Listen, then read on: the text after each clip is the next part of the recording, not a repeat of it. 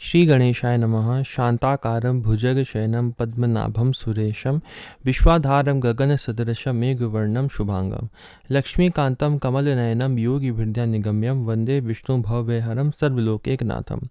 प्रह्लाद नारद पराशर पुंडरीक व्यासाम्बरीश शुक शौनक भीष्मदालभ्यान् रुक्मांगदार्जुन वसिष्ठ विभीषण आदि पुण्यानिमान परम भागवतान स्मरामि।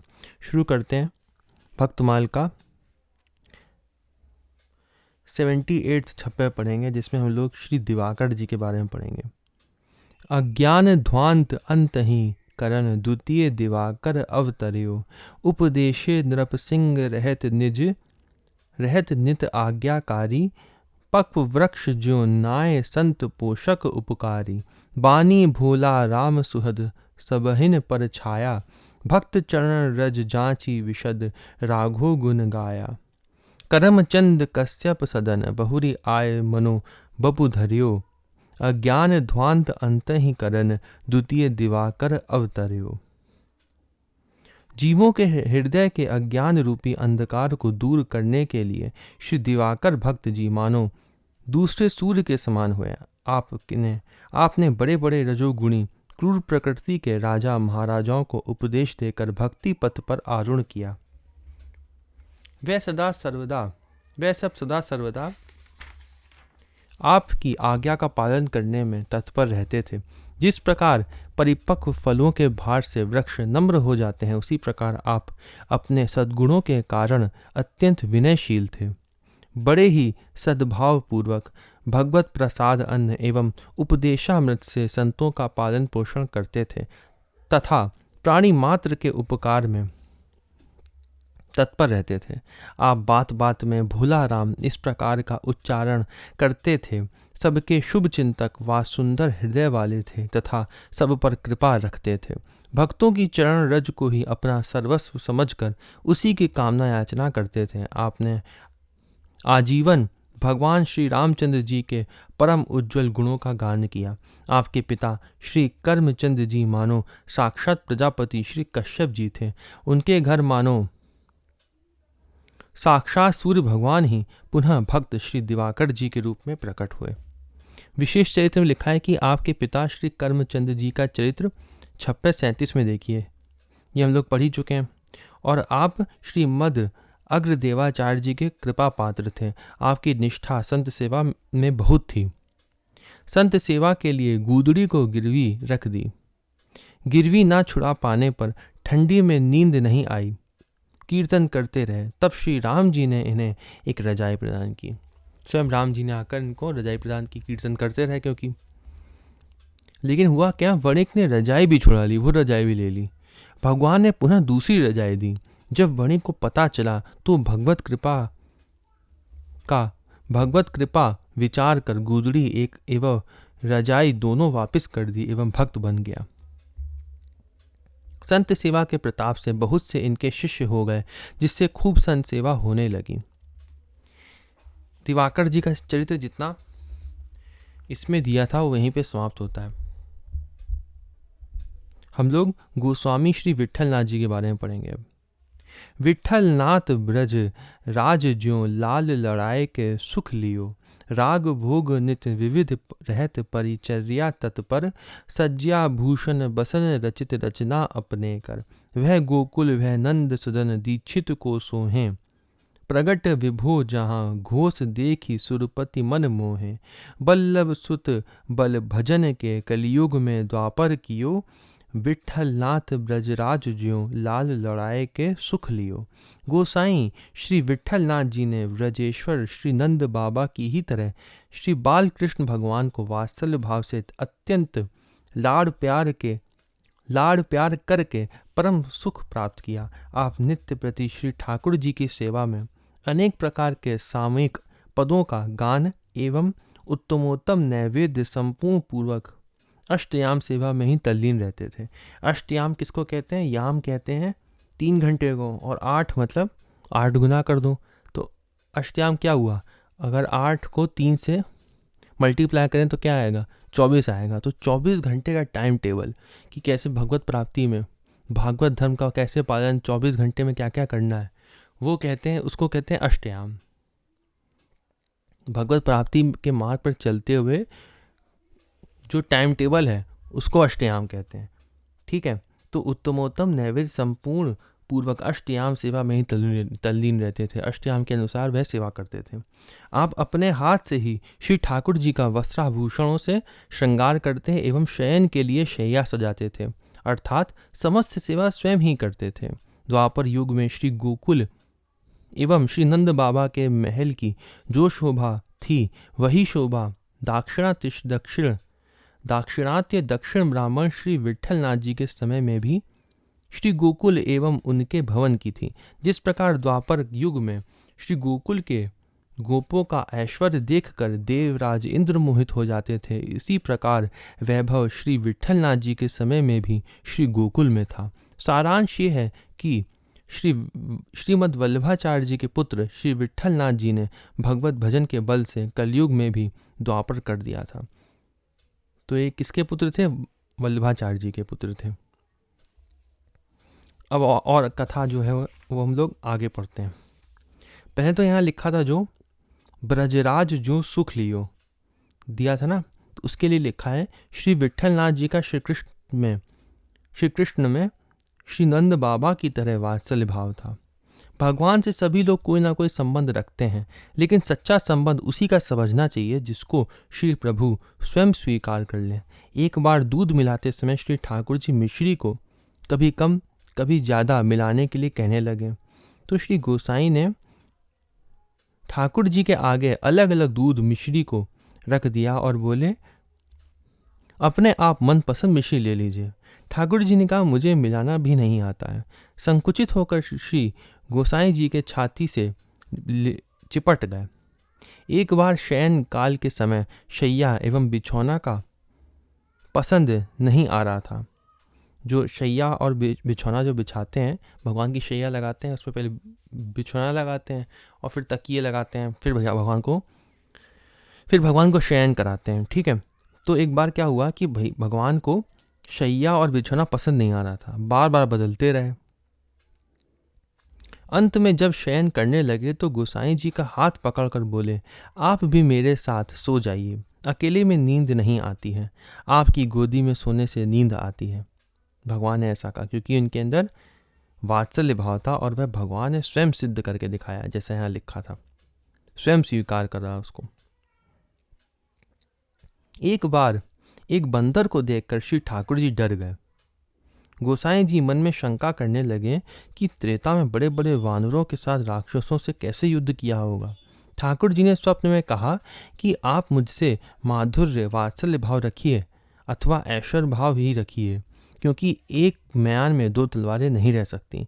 भगवान ने कहा, या तो आप माधुर्य या वात्सल्य रखिए और या तो ऐश्वर्य रखिए, दोनों में से एक भाव रखिए, दोनों नहीं रख सकते, क्योंकि एक म्यान में दो तलवारें नहीं हो सकती। जैसे वात्सल्य भाव को श्री ठाकुर जी के साथ ही साथ श्री राधिका जी ने भी पुत्र वधू के भाव को स्वीकार किया।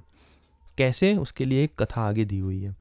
क्या होता है कि एक बार चूड़ी पहनाने वाली से श्री गोसाई जी ने कहा कि सब वधुओं को चूड़ी पहना दो। इनके 8 पुत्री थी। ठीक है, 8 को कहते हैं कि चूड़ी पहना दो, लेकिन जब पैसे लेने की बारी आती है ना, तब वो 9 हो जाती हैं। आगे पढ़ते हैं, इसमें लिखा होगा। श्री राधा जी को भी चूड़ी पहनने का अवसर मिल गया। अगर गोसाई जी 7 वधुओं को चूड़ी पहनने के लिए आदेश देते तो श्री राधा जी को अवसर नहीं मिलता। 7 थी हाँ इनकी। ठीक है, वधुओं को चूड़ी पहनाकर गोसाई जी से 8 जोड़ी चूड़ी के पैसे मांगे उसने। गोसाई जी ने कहा, मेरे तो 7 ही पुत्र वधु हैं, 8 नहीं हैं। लेकिन चूड़ी पहनाने वाली ने बार बार सौगंध खाई, अतः पैसा तो दे दिया, लेकिन मन में शंका बनी रही कि 8 पुत्र वधु कैसे हुई। 7 पुत्र वधु थी उनकी, 8वीं जो थी राधा जी भी आ गई थी चूड़ी पहनने के लिए, तो उन्होंने 8 के पैसे दिए। फिर उनके मन में शंका बनी रही कि 8 कैसे हुआ। रात्रि में स्वप्न में श्री राधा जी ने कहा, श्री ठाकुर जी आपके पुत्र हैं, तो क्या मैं पुत्र वधु नहीं हूँ? तब गोसाई जी की शंका का समाधान हुआ।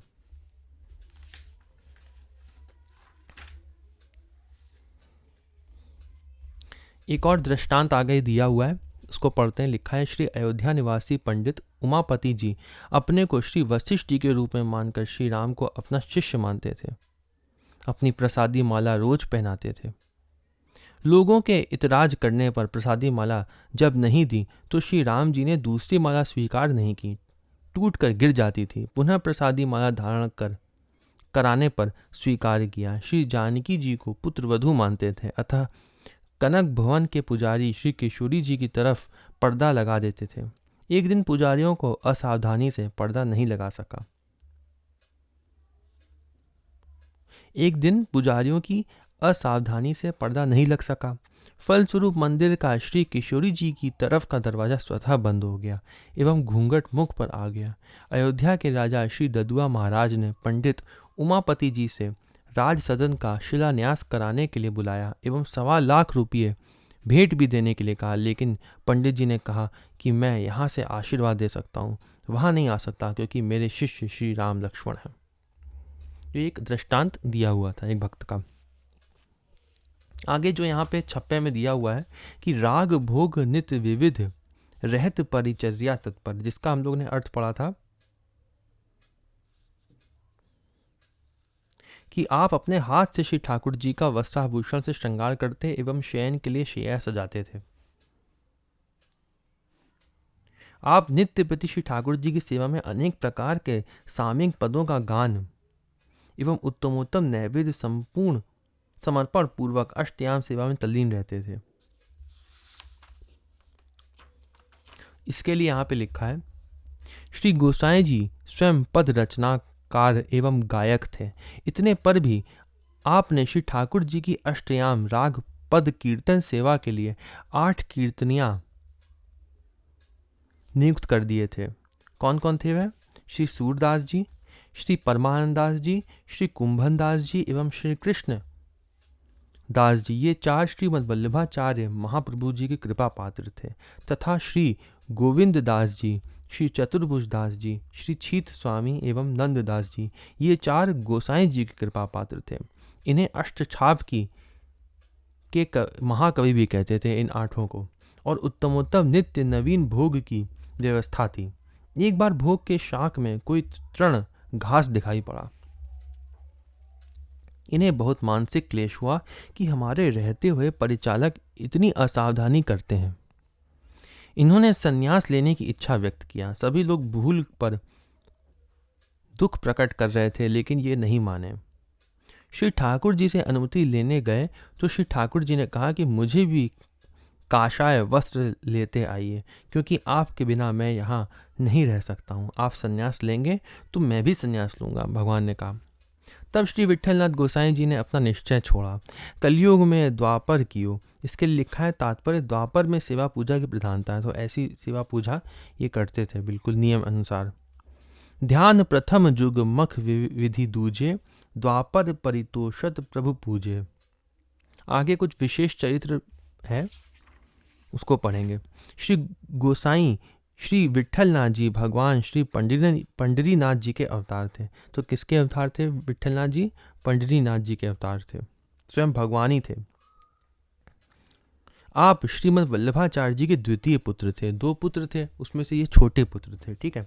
आ का प्रादुर्भाव विक्रम संवत 1572 में काशी के निकट चरणाद्रि चुनारगढ़ में हुआ था। सम्यक अध्ययन उपरांत गृहस्थ आश्रम में 2 पत्नियां श्री रुक्मणी एवं श्री पद्मावती जी हुईं। श्रीमद् वल्लभाचार्य महाप्रभु के गोलोक गमन के पश्चात ज्येष्ठ पुत्र श्री गोपीनाथ जी गद्दी में विराजे, परंतु अल्पकाल में ही गोलोकवासी होने के कारण उनके पुत्र श्री पुरुषोत्तम जी की छोटी सी आयु होने के कारण श्री विट्ठलनाथ जी ने सेवा पूजा का कार्यभार संभाला। तो जो बड़े भाई के जो पुत्र थे पुरुषोत्तम जी, वो बहुत छोटे थे, तो इन्होंने जब तक कार्यभार संभाला, विट्ठलनाथ जी ने ही। किसी बात को लेकर श्री विट्ठलनाथ जी से श्री कृष्णदास अधिकारी श्रीमद् वल्लभाचार्य जी के शिष्य छप्पे 81 में द्रष्टव्य है इनका, श्री कृष्णदास अधिकारी का मन मुटाव हो गया, जिससे अधिकारी जी ने श्री पुरुषोत्तम जी को, जो पुत्र थे बड़े भाई के, उन्हीं को गद्दी दिलाकर श्री गोसाई जी को सेवा पूजा से अलग कर दिया। सेवा एवं दर्शन से वंचित होने के कारण खिन्न होकर पारासौली चले गए और वहीं से ध्वजा का दर्शन कर लेते थे। अधिकारी के मना करने पर भी श्री रामदास भेतरिया रसोईया श्री ठाकुर जी की बीड़ी प्रसादी दे आते थे। श्री गोसाई जी फूलों की माला एवं विनय एक श्लोक लिखकर नित्य भेज देते थे, जिसे श्री ठाकुर जी स्वीकार कर लेते थे। एक दिन श्री ठाकुर जी ने एक श्लोक लिखकर भेजा कि मेघ तो समय पर बरसेगा, आप क्यों चिंता करते हैं। श्री गोसाई जी ने प्रत्युत्तर में लिख कर भेजा कि मेघ समय पर बरसता है, लेकिन चातक अपनी रट को नहीं छोड़ता है। श्री गोसाई जी से शासक वर्ग बहुत प्रभावित थे, इसलिए दुर्व्यवहार का पता चलने पर अधिकारी जी को जेल में भेज दिया। ये जो कृष्णदास अधिकारी है ना, जिन्होंने इनको भेज दिया और बड़े भाई के पुत्र को बैठा दिया वहाँ पे गद्दी पे, तो इनका क्या था, तो जो शासक वर्ग थे उन्होंने अधिकारी जी को जेल में भिजवा दिया। साधु स्वभाव श्री गोसाई जी ने अधिकारी जी को छुड़वा दिया उन्होंने। बाद में श्री अधिकारी जी ने अपराध के लिए क्षमा तो मांगी, लेकिन लिखा है, लेकिन महज अपराध के कारण अधिकारी जी को मरण उपरांत प्रेत योनि मिली। फिर भी उनका उद्धार श्री विट्ठलनाथ जी ने ही किया। प्रेत योनि उनको फिर मिल गई थी, लेकिन उसका उद्धार भी उन्होंने ही किया, विट्ठलनाथ जी ने। एक बार अकबर बादशाह की हिंदू बेगम जोधा भाई ने आपसे पति को वश में करने का उपाय पूछा। तब आपने कहा, यंत्र मंत्र अरु तंत्र को भूली करो जनी कोय, पति कहे सोई कीजिए वह आप ही वश होए। जो पति कहे वही करो तो अपने आप ही वश में हो जाएंगे, उन्होंने ऐसा कहा। शास्त्र सम्मत उपदेश से सभी लोग प्रभावित हुए। भगवान ने 7 पुत्रों के रूप में 5-5 वर्ष की अवस्था तक खूब वात्सल्य सुख दिया। महाप्रयाण का समय जानकर 7 पुत्रों को यथा योग्य समस्त धन संपत्ति बांट दिया। 7 पुत्र थे इनके, जैसा हम लोग ने पढ़ा था ना, पुत्र वधू को चूड़ियां दिलाएं जब गए थे, वही 7 पुत्र थे। और उनके लिए ऐसा भी लिखा है कि भगवान ने 7 पुत्रों के रूप में 5-5 वर्ष की अवस्था तक खूब वात्सल्य सुख दिया। 5 अवस्था तक भगवान ने सुख दिया उनको वात्सल्य का। महाप्रयाण का समय जानकर 7 पुत्रों को यथायोग्य समस्त धन संपत्ति बांट दिया एवं पुष्टि मार्ग का सार सिद्धांत बताकर प्रचार प्रसार करने के लिए आदेश दिया। अंत में श्री गोवर्धन जी की गुफा में प्रवेश करने लगे। उसी समय चतुर्थ पुत्र श्री गोकुलनाथ जी को अपने कंठ की माला प्रदान किया और गुफा में प्रवेश कर गए। प्रवेश करते समय ज्येष्ठ पुत्र श्री गिरिधर जी ने आपका उत्तरीय वस्त्र खींच लिया। तब भीतर से आवाज आई कि इसी उत्तरीय के द्वारा ही उत्तर क्रिया संपन्न करना, क्योंकि शरीर जो था ना वो वहीं अंदर ही चले गए थे, वो गुफा के अंदर। तो उन्होंने कहा कि इस जो वस्त्र तुमको मिला है इसी से तुम क्रिया संपन्न करना, उत्तर क्रिया। इस प्रकार विक्रम संवत 1642 में नित्य लीला में प्रवेश कर गए। ये यहाँ पे एक संस्कृत का श्लोक दिया है और एक पीछे भी दिया है। पहले इसका तो अर्थ दिया लेकिन पीछे वाले का दिया नहीं, तो पहले इसी का अर्थ पढ़ लेते हैं जो लिखा है। हे राधापति, एक इनका श्लोक लिखा है, इन्हीं की वाणी है। हे राधापति, जो दैन्य आपकी कृपा का हेतु है वह तो मुझ में अणु मात्र भी नहीं है। जो आप जिस पे आप कृपा करते हो, जिस दैन्य पे रीझ कर, वो दैन्य किसको कहते हैं? दया, दीनता को कहते हैं दैन्य। ये भी हम लोग ने शरणागति में 6ठा नियम पढ़ा भी है। तो जो दीनता आपकी कृपा का हेतु है, जिस दीनता को देखकर आप कृपा करते हो, राधा जी से कह रहे हैं, वह तो मुझ में अणु मात्र भी नहीं है। अतः अब तो आप ऐसी कृपा करें जिससे मुझे वह दैन्य प्राप्त हो। और आगे एक श्लोक लिखा है, उसका अर्थ नहीं दिया है, तो उसको मैं सिर्फ ऐसे ही पढ़ लेता हूँ। सर्व साधन शून्यो अहम सर्व सामर्थ्यवान भवान, श्री गोकुल प्राणनाथ ना त्यज्यो अहम कदापि वे, यदि तुष्टो अस्ति रुष्टो वा त्वमेव शरणं मम, मारणे धारणे वापि दीना नाम न प्रभुर्गति। जितना चरित्र इनका यहाँ पे दिया हुआ था, गोस्वामी श्री विट्ठलनाथ जी का उतना यहीं पे समाप्त होता है। अगली वीडियो में हम लोग श्री त्रिपुरदास जी के बारे में पढ़ेंगे और गोस्वामी श्री विट्ठलेश सुत के बारे में पढ़ेंगे। ओम नमो भगवते वासुदेवाय।